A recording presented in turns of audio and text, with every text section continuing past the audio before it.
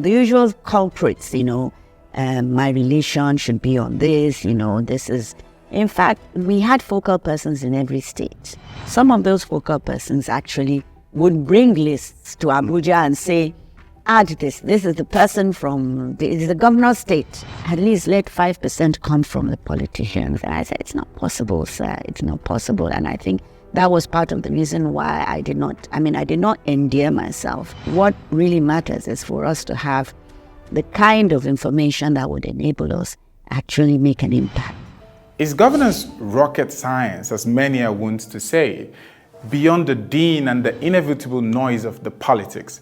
What are the big issues confronting us collectively today as Nigerians? Introducing the Big Issue Show. This is the show where we analyze big-ticket governance matters that affect all and sundry across the 36 states of the Federation and, of course, the FCT. Join me on all Mswitch media platforms on YouTube, as well as wherever you get your podcasts.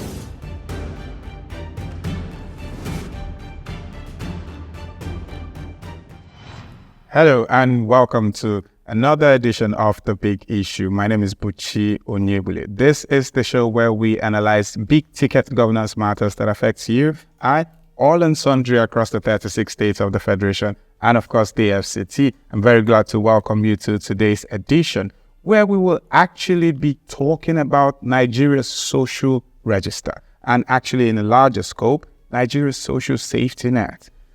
All of this and more right after this. Welcome back. Now, over the past few months, there's been a lot of controversy and conversations around Nigeria's social register, especially as the word palliative sort of became firmly entrenched into our national social consciousness. And so people have begun to ask questions about the content of the register, the makeup, and the many questions that surround it. So today we will have an in-depth conversation in an attempt to understand how it works and how it contributes to Nigeria's social safety net. And on today's show, I'm joined by Mrs. Mariam Uwais, who was the former special advisor to the former president, Muhammadu Buhari, on social investments. Good morning, ma'am, and welcome. Good morning. It's a pleasure to be here. Thank you for joining me. I want us to start on an academic level. Before we get to Nigeria, let's first and foremost understand what social registers are. Why are they developed by nations? How does it even work? Do they differ in scale, in style, from country to country, developed country to underdeveloped, or to developing? What exactly are social registers? Well, social registers are generally developed by countries that are trying to address the challenges that people at the bottom of the financial ladder or the bottom of the pyramid are situated. Poverty, of course, is multidimensional. And thankfully, even with Nigeria, we've improved the tools that we use to measure poverty. It was initially basically about consumption and income, but now we're looking at nutrition, we're looking at living standards, we're looking at so many other issues that actually would demonstrate that a person is poor. A lot of the countries that started this social register realized that they didn't have enough data about the people and the needs. So the social registers emerged as a consequence of the need to ensure that all the issues are addressed. And they differ from country to country, much like Nigeria.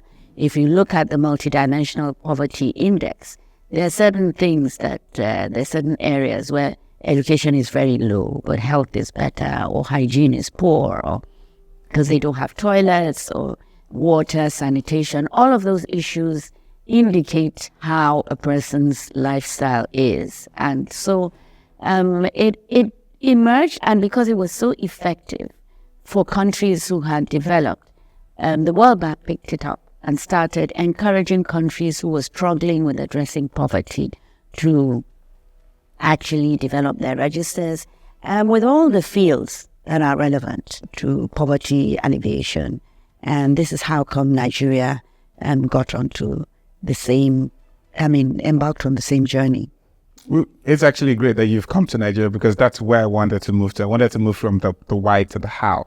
But first, what was the thinking that necessitated the formation of this social register in Nigeria? How did it get formed? What measures and parameters were, designed for it? How did it even get populated? I know that this is sort of like the meat of the conversations that have happened in the national public space for the past few months, but a bit of clarity would help, I think. Well, interestingly, the social register didn't start under President Muhammadu Buhari. It actually started with the World Bank signing an agreement with 8 states. It was growing under President Goodluck Ebele Jonathan. So when I was appointed as special advisor, I was told by the World Bank that this had started, and I looked through, we did some research on what social registers are and how effective they've been. And I started looking around for who had the experience, because I was coming in new, and I was informed that there was this gentleman who was coordinating all of that. They'd done a lot of training on how to develop the register, and he was working in the Ministry of Finance, and he was about to retire. So I walked into his office and asked him if he would come in and drive at least the inception of the register in other states, because we needed to consolidate that, have the same standards, the same criteria. And so he said, I'm leaving. I said, yes, I know, but just give us a few months until we pick up. And we actually brought in people from those 8 states to start training the new states. And there were all kinds of challenges. As you must know, Nigeria is, can be very random, but thankfully, with time, and maybe it's a good thing that it was like that, because we didn't start in all the states. We had to sign a memorandum of understanding with each of the states. They needed to set up the teams, because it's not a federal government register. It's a state register. So the states needed to understand that, and they needed to give us people in the ministries of planning, teams that would work with us to ensure that it's done right. And those teams needed to comprise of a diverse range of actors. We needed analysts, we needed gender-specific, people who understood gender, who understood monitoring, who could collect data, enumerators. So, and we wanted to ensure that nobody was brought in for the purpose of the social register. So we looked at their CVs and ensured that they had been at the Ministry of Planning for at least 3 years. And then we called those operations coordinating units. And after a lot of training, we also did some geographical mapping. So the poorer senatorial districts and the poorer local governments in those, and then the poorer communities in those places. Then we do sensitization, go into the communities, talk to the influential people, the chiefs or the district heads, traditional rulers, faith-based rulers, whoever it is, would go and tell them, this is what we're coming to do, we're collating data. And we're coming on Saturday, the 5th of May. So please, we need teams of people from the community. We want to hold focus group discussions. So the men together, the females together, youth together, however it is that they feel comfortable and they can speak up without any qualms. We were ready to engage them. And we also worked with the National Orientation Agency. We would go in on those focus group discussions. Primary purpose being to understand what they thought poverty was or constitutes, So poverty. Not in a place like Nigeria, we can't say everybody below this 1 naira or 2 naira, because there's some that are really below, So it had to be a contextual thing. And so we're asking them, in this community, what do you hold, what do you believe is poor? Is a person that's poor? And they came up with all kinds of things, they cook with firewood all the time, and they cook only once a day, or the children don't go to school. And, okay, tell us which households, because it's a household register, even though it could be broken down into the individuals. Tell us which household falls into these parameters that you've drawn. So the parameters were community specific. They were not general to apply to different communities in the country. Because poverty is in Katsina Ala is different from what it is in Mongunu local government and what it is in Abeokuta or around this Ogrid. All differs.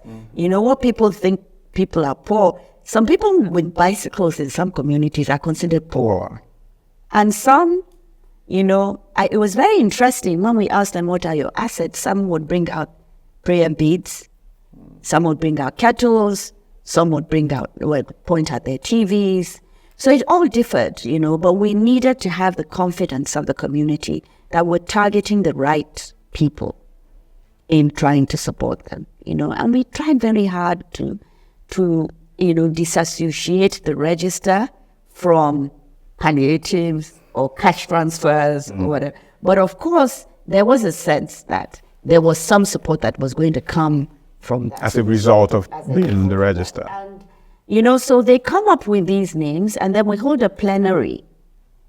And then the list is read out. The enumerators, the National Orientation Agency, nobody's allowed to tamper with the list. And the list is read out. And then there's a debate. Is it the general consensus that this list represents the households? Of course, there was a lot of repetition. But, you know, at the end of the day, people would stand up and disagree. I witnessed in Kano, this is where I'm from, standing up to say, you know, yes, we agree that the children don't go to school, that those are the parameters, but that family, the man is not poor. He just doesn't believe in Western education. So his name should be taken out. And there was a debate, and eventually his name was removed. In a place in the East, somebody stood up and said, I belong on this register, but I have children who have been in conflict with the law. And so I'm stigmatized. Same thing in Borno, you know, Boko Haram. Yeah. So I need to be on this list. You know, I fall into these parameters. And eventually they were added. At the end of the day, everybody signs off, the enumerators, the NOA, the community head. And then each of our enumerators has a device with a proxy means testing formula. So they would visit the households on that list. And they would take down certain data that we're looking for. And there were like 23, but I mean, the ones that I recall were size, how many people eat from the same pot in that house, gender dimensions, you know, the age group, whether they have a rooftop, whether they have running water, you know, what kind of assets they have in that household. All of those issues were critical for us, you know, and especially those of those that were widows, those that had some form of disability, you know. And I remember in a place in Oyo, a chief actually said, I belong on that list. And nobody could argue with him because he was the chief. But when we got to his house, when the enumerators got to his house and saw that he had this old Peugeot, as soon as you enter the asset, it automatically, the device automatically ranks all the information from the poorest to the least poor. And the assets and of course, the size of the family actually were very instrumental to how you're ranked. You know, so this is the way it continued, and it continued to the less poorer communities. Once you have all that information in the data, it's taken to the state Ministry of Planning, State Soku. They clean it, and then they send the information to Abuja, the National Social Safety Net Coordinating Office, which is called NASCO for short. And they are the ones that actually consolidated the information. Now, we had money for cash transfers and from the World Bank, after which the Abacha loot was also added. So we ensured that we paid only those on the lowest 6th deciles on that ranking. So even though the chiefs or the influential people, the imams may have insisted But their names, they never get the cash transfers. You understand? So this is how the data continued to grow, and this is how and beyond that, we actually began to grow a community profile. So we had information, I don't know where they are now, on nearest primary schools, nearest secondary schools, nearest health centers, supermarkets, police stations, the kind of road. Is it a road? Is it a path? Is it proper road? Is it a creek? Is it just getting there? And then the network providers, the banks that exist, the microfinance banks that exist, because all of that information is very important for us to be able to address the challenges that the people had. So we called it community profile. And we actually shared some of that with the network providers when they started getting licenses, because then they would know where the gaps are and where they could improve and ensure that payments are made online. I want to ask this question because I know that Nigeria's federal system reposes a lot of authority in state governments, contrary to what many people believe about the way Nigerian governance works. This was also not totally a federal government program or project, but I'm curious as to how the operational control sort of worked. How much oversight did the federal government have, considering that the data came from state governments, or from at least from the local, the lowest level of governance up to the federal? How much operational control did you have over the process? So the World Bank gave us quite a bit of money, and it was in NASCO. And that NASCO paid SOCOs per enumerator, per household. And SOCOs is the state. It's the state.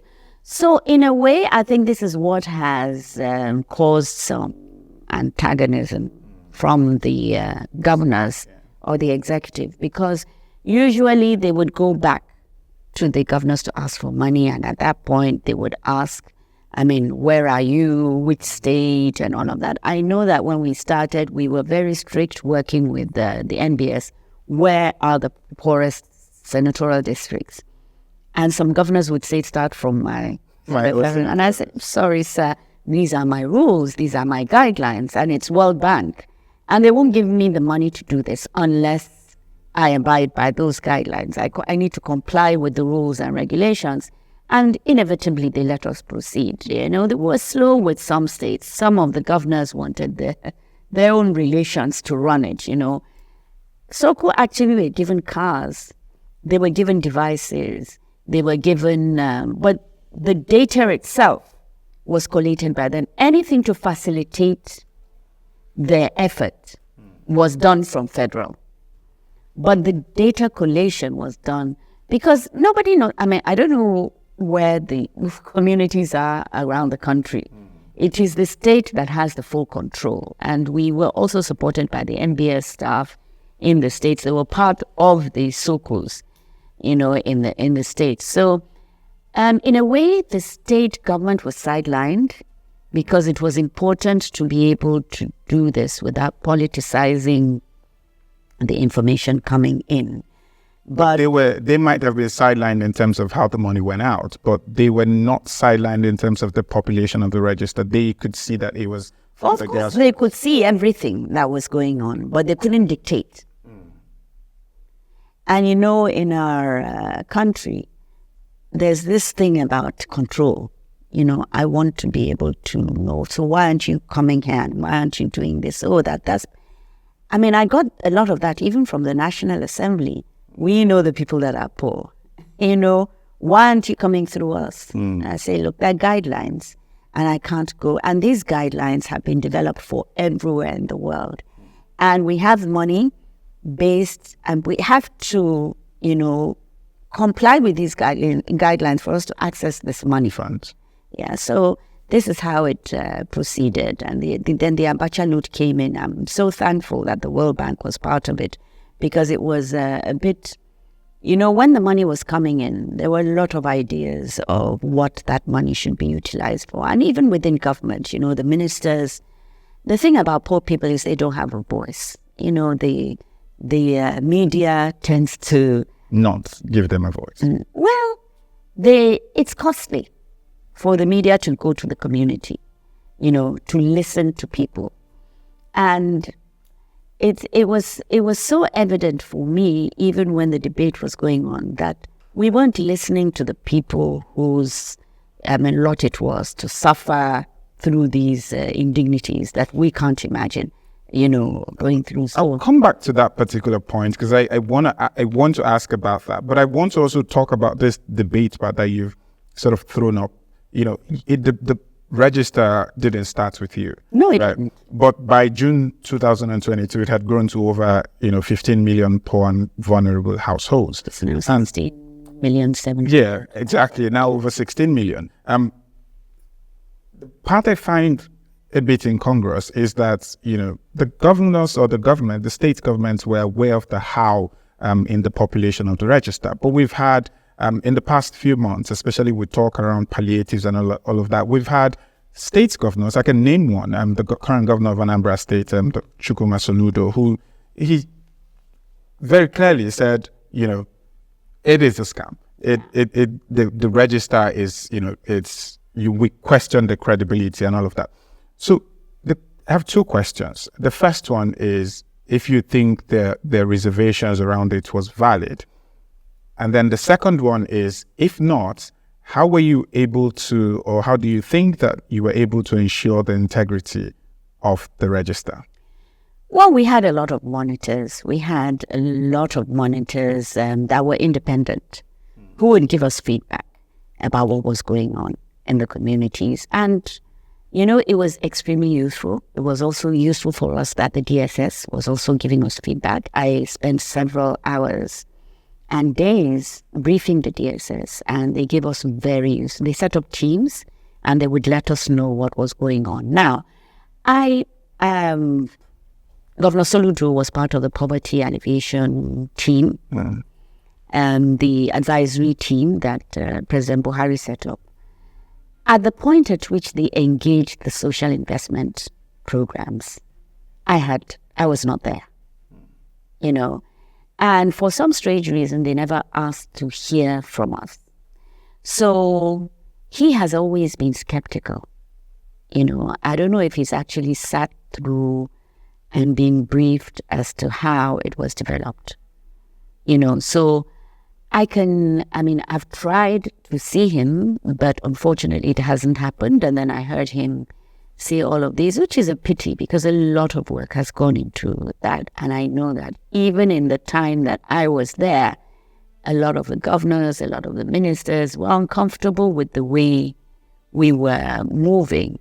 But I had to keep bringing out the guidelines and showing them that this is how we must, otherwise we won't access to money.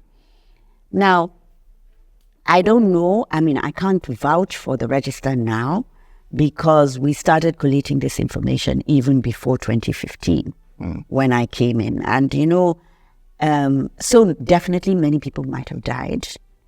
Many people may have risen above the poverty line. Some may have fallen in. So there's a need for validation. There's a need for some of these a lot of the data to be validated, people to go in and ensure that they meet these people. But the truth is there was, as much as possible, there was a deliberate effort to ensure that we did not engage with politics or with favoritism or the usual culprits, my relation should be on this, this is... In fact, we had focal persons in every state that we would have meetings with constantly, and they would update us. Some of those focal persons actually would bring lists to Abuja and say, add this. This is the person it's the governor's state. It's the governor's local government. You don't have enough people. And we would argue that, no, how do we now populate the roof, the water, the size, just by putting names from... And I had this battle even at the National Assembly. Madam, even if it's 5%, because they knew cash transfers, at least let 5% come from the politicians. And I said, it's not possible, sir. It's not possible. And I think that was part of the reason why I did not endear myself to them. Not that it mattered. What really matters is for us to have the kind of information that would enable us actually make an impact on trying to address, poverty in Nigeria. So I don't really blame the governors. Many of them are new anyway, and they need to be briefed. I do not believe that before that meeting, they had been briefed by the World Bank, or maybe they were just being briefed. I've had meetings with the World Bank after then. I've met with the country director, and he says, they're beginning to understand. He's explained to them, but without a doubt, it needs to be validated because it's been time now, 8 years now, or even 9 years since then. And there's this thing about control. They want to know, they want to dictate. And unless you come to them and say, give me money for this, they don't know that it's growing. Okay, let's take a very quick break. I've been enjoying this conversation, and I do hope you have as well. Ms. Uwais and I have been talking about the population of the National Social Register, the how, the why, and the what for. And we hope that you've been enjoying the conversation. You've been watching The Big Issue. My name is Buchi, and I'll be back soon.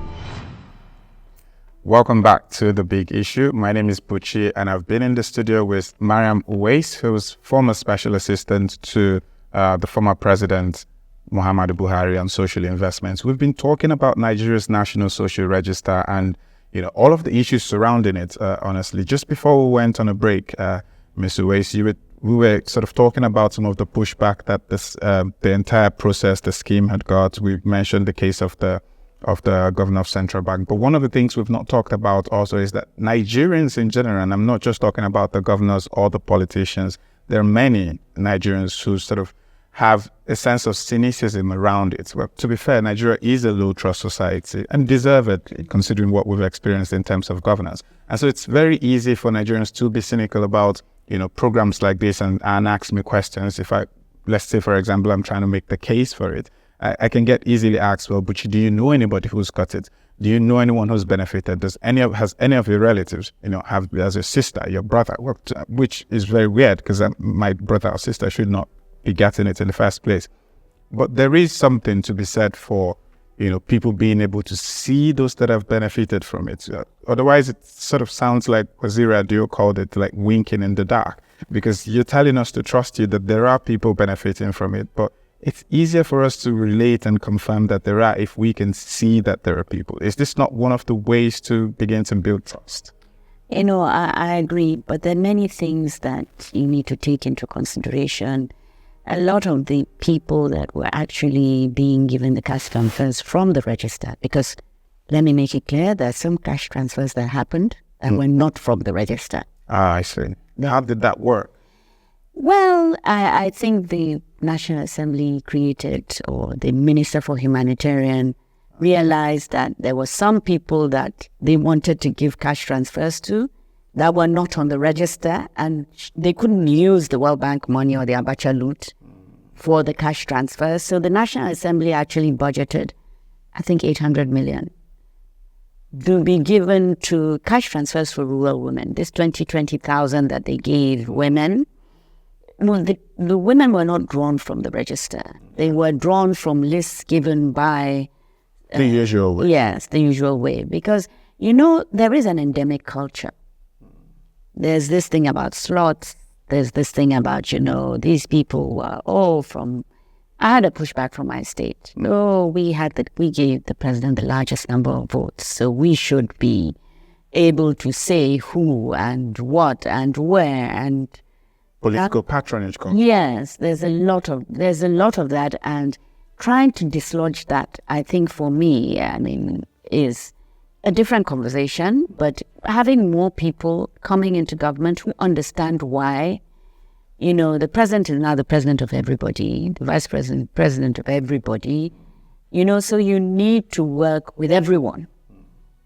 And the poor especially, because they don't have a voice. Yeah. When we started, of course, we would never get the amount that was budgeted, right? So what was released would depend on how much income for that month, right? And so I always had a dilemma. The first year, for instance, we only got 18% of that 500 million that everybody was talking, 500 billion. And I had to take a decision between using, some of that money for social investment programs or for communications. Because you don't have enough there's an amount that's slated for communications, there's an amount that's slated for the programs, and I'm talking of the general programs now, the school feeding, Empower, and all. So you need to take a decision. And for me, giving money to these women was far more impactful than giving a journalist who says to me, to get to that village, I need to be paid 200,000. And I'm calculating in my mind, I can be giving women, at least 20 women, this same amount. You understand? But it was later when people started, I was a novice in government, started doubting. Then what compounded the matter, as happens all over the world, people that are paid grants, that unless you have their consent, you can't bear it. You can't publicize it, right? The privacy. Yes, and some of them actually say, I'm not poor. Don't call me poor. You understand? So you need to be very careful. Now, the cash transfers that we were doing from the World Bank money also had money slated for training. People in the wards, local government staff in the wards would visit the beneficiaries every week. And they would hold their hands and they would tell them, you get 10,000, we'll pay them 10,000 every 2 months. Yes. You get 10,000, you save a third, you spend a third on your necessities, and you invest a third in a new business. And so there was financial literacy, there was some mentorship going on. So those people, we put their names, their numbers, their wards, their local governments, and their states on our website. Those people that supported them, we call them community facilitators. Now, for some of the skeptics, they actually went to those numbers on our website and found those that were beneficiaries of the cash transfer. So we had documentaries made. But this was in the latter day, because I was more intent on trying to do the work than trying to publicize. I found out later that it was just as important to bring everything to the fore, and there's so many sensitivities. So trust is important, but I think even the way the register was developed actually created a lot of trust in the community. But it's the people outside who don't know that it's going on, including the executive and the legislature, who feel that they should know them. You understand? And these people are, there's a huge disconnect between people who have and people who don't have. Is this perhaps a gap that civil society should have maybe stepped in a bit more firmly? And then which leads me to the question, how much were they involved in this, both in spot checking or even helping to do communications? Because if you have limitations on your budget, and I'm absolutely with you on that, to prioritize the work rather than the publicity, as beneficial as the publicity can be. But this is also somewhere that civil society can perhaps step in to bridge that gap. I came to really value, I was civil society before. So I engaged a lot of the civil society, but I must in particular mention ANIJ. Okay. They had over 800 monitors spread across the country. And when this social register controversy erupted, they came out with statements. I also engaged in NESG, for many reasons. You know, for cash transfers and for school feeding, it's not too evident. It takes time for people to understand the impact it's making on the economy. There are people that are so far below the poverty line that they need to be supported to come up to a place where they can engage with the electricity. They've never had electricity anyway, so they cope with and the poverty that we witnessed, you know. So I had a business case made for school feeding and for cash transfers in particular. And I tried to engage the Economic Summit Group for them to understand that this is actually impacting on the economy, growing the economy. And so at a point, I mean, they now got other people. They were very supportive. They got, they're called the Accenture. And then I think it's Usan. I've forgotten the name. They're based in Uganda. Very bad. I'm growing old. But anyway, they got together. They got together and set up what they call a PIU, and they started engaging the communities. Even the way, because it's about behavioral change, you know, you need to move from one to a lot of the reasons why people are poor, they can't connect it with their practices. It's their behavior. Yeah. So if you don't have clean water, you can have a lot of things emerging from that lack of clean water. So you have to get people to understand they need to boil the water. It's about change, right? So they got together, and when this thing happened, social register, they came out to speak on behalf of the social register because they were a part of it at a point. So I get your point, and I really do value what we saw happening, because I didn't say much when I saw Governor Soludo on TV. I didn't speak up because I just felt, you know, let's see what they want to do. Because I got calls, for instance, people know that I worked on this. I got calls from states. Madam, you did this register before. Somebody has submitted a proposal. He wants to do the same thing for us. Can you come and do it for us? At least you have the experience. Why should you do it again? It's still there. It's in your SOKU, you know. All you need is validation? Yes, all you need is validation. And you have the enumerators there. They will go back to the same communities. Somebody is just trying to make money. You don't need to reinvent. You don't need to reinvent the wheel at all. So just go there and do that, you know. And the some of it may be because certain people want certain people to get paid or given the palliatives, you know, and they're not on the register. And so there are many things that happen, but I really do value the support that we had from the ANIJ in particular. Their monitors were really awesome. And that connected development, I think, code was at spotlighting at spot checking at some point. Well, everybody could spot check our programs. We had feedback, all kinds of feedback. With school feeding, there's a lady that had done a lot of research in the East, and she was saying parents had stopped feeding their children in some of the communities because the children were being fed in school, you know, and this is something you need to now begin to think, how do I address that? Because it's important for you to understand what it is that's emerging as a consequence of your work. It's not something we anticipated would happen. You understand? Right now, we have over 150 different organizations working with the social register. Even some of the states are using information from the register for malnutrition, to address malnutrition, because you know the ages of the childbearing age of the women that are in those that have babies, ages 1 to 5. Yeah.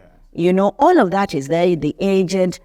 All of the information can be found and can be addressed. Youth, if you really want to be objective and not pick your brother and your sister or his brother and his sister, I think if you go to the register, so long as you meet the protocols that NASCO has set in, you can actually do something to support your community or to support another community if that is your preference. And I do like this tangent that you're sort of taking us into, because I know that perhaps my own deduction is that one of the advantages of the ways that the register could be deployed, and one of them is being able to, one of the advantages of social investment, school feeding, sort of caused an increase in enrollment in schools, right? And so we saw a decrease in the number of primary school students, perhaps worsened by an increase in the number of secondary school students who are dropping out of school or not being able to get to school now. But that's a different conversation.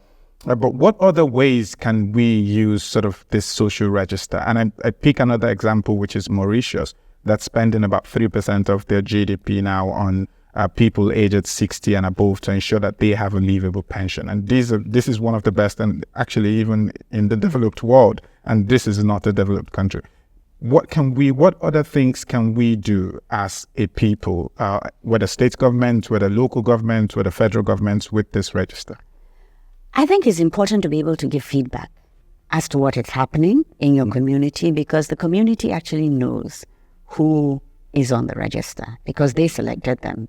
Of course, there's been a time lapse, but most of the community members, one of the mistakes we made that I learned from is paying them many of these areas because they were the poorest. Banks to go to poor areas. So there were no payment providers there. So we had to pay every second month because we wanted to save on costs. Yes. And then those that go there would do it in the name of transparency, have all the names of everybody, and people would line up and take their money. And before we knew it, as soon as they left, the monitors would tell us, oh, the husbands took the money of their wives, or there was a drinking spree, or the youth went around and said, I selected you.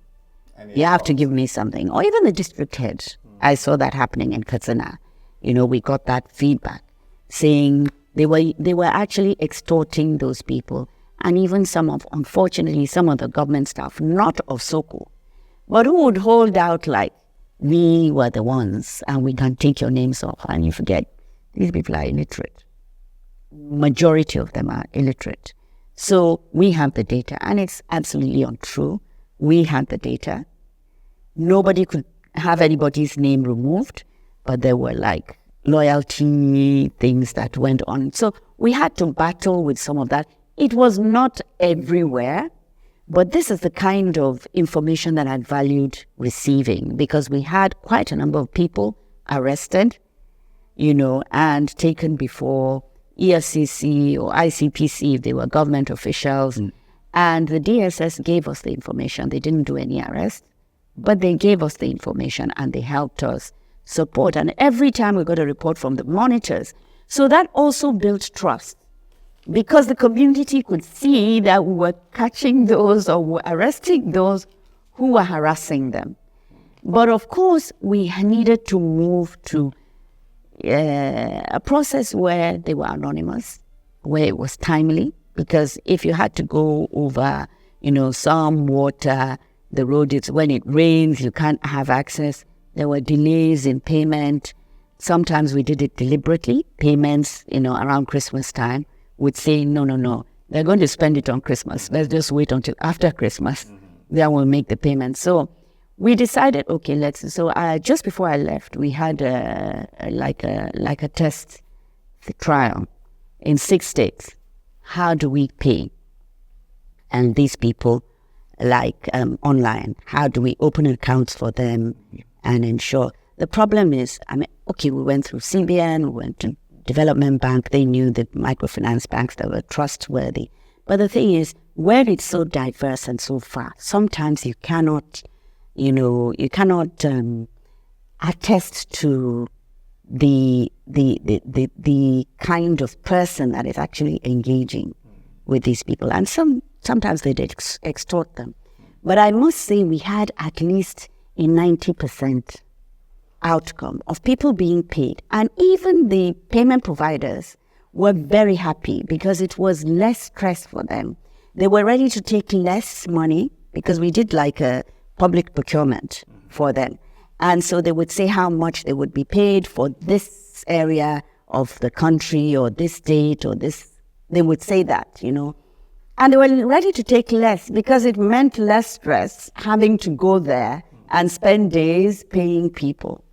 But knowing those people was also a problem. So we needed to do all this. And by the time I left, we're starting the, what do you call it now? This online payments. I don't know how to, fintechs.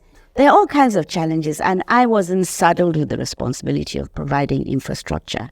I was just supposed to be making payments, so we engaged so many different network providers. We knew where the banks were. We knew which network providers were very strong in certain places. So we worked with all of that to try and get them paid anonymously. So the husbands wouldn't know that the mothers were. Sometimes the children scammed their mothers. Honestly, it's a cocktail of issues. But one thing I'm confident about is that with time, we'll get it right. And we just need to be consistent.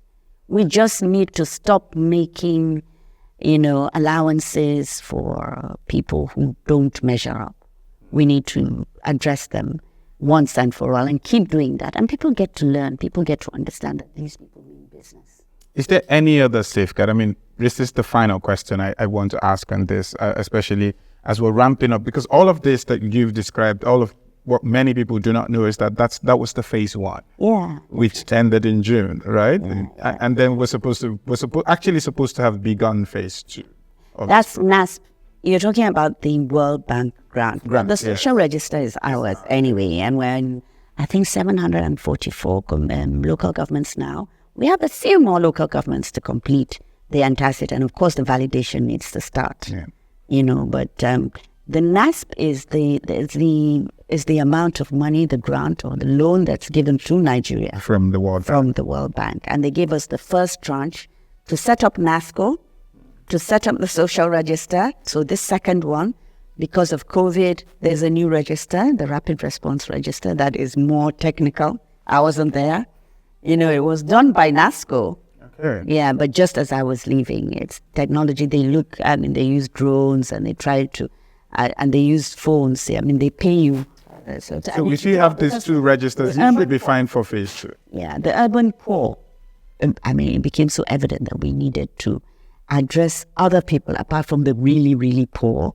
People were just falling into it. They couldn't go to work. They couldn't do things. You couldn't go to the market because of COVID.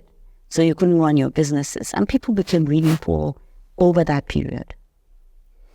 Okay. I'd wanted to ask, just as we're ramping up and, for phase 2 to kick in, if there's any safeguards that you think we need to put in place to ensure proper implementation, just sort of as a final question. No, I just hope that they continue to insulate the development of the register from politics, because poverty is irrespective of, political affiliation just doesn't come into it. A lot of the people that you talk to, or I talked to then, didn't even know who the president was. That's the truth. Not to talk of who the governor is, or who. They were just wallowing in poverty. There was a woman that said to me, at long last, I can buy soda to give my husband a bath. She always washes him, he's paralyzed. So that kind of poverty just leaves you humbled. You understand? So, when people say 5,000 naira, what can you do? There were a lot of documentaries that were developed, and we tried to publicize. But there's also a fixation, cynicism, skepticism, as you said, probably valid, because a lot has happened in the past that were scams, maybe. I know, but I can speak authoritatively, having been a part of this, that this is not a scam. And it's a pity that we seem to be very suspicious of it. I think we should unpack it and interrogate it. Look at the people on the register and actually determine whether or not they were meant to be or not. That's the very essence of the show, being able to talk about it, being able to unpack it, and being able to share the insights that are necessary. And I also agree with you, Mr. Weiss, about, the duration in terms of the amount, to say 5,000 naira. What can you do? Well, as someone who's pushed the barrel for a few hours to sell vegetables worth 470 naira less than 13 years ago, I can tell you can do a lot. And I'm very grateful to you for having joined to have this conversation. Well, thank you for the opportunity. This is the first time I'm addressing the public I had tried to run away from it. Yeah, because there are other people on the seat now, and I think it is their lot. Yeah. It's for them to try, and I can only talk about the past. Sure. But I also thought that institutional knowledge, especially when it was being formulated and developed, I thought that was important. So that's what convinced me. We'll take it forward also. We'll definitely engage as to what exactly is obtainable now and what the future looks like with this program. But you've been watching The Big Issue. My name is Buchi Onyebule, and I'm very glad to have held this particular conversation. Join us next time when the next episode is out. You can also catch on our backdated episodes from in different weeks on our different social media handles, which are popping up on your screen right now. I'll talk to you again soon.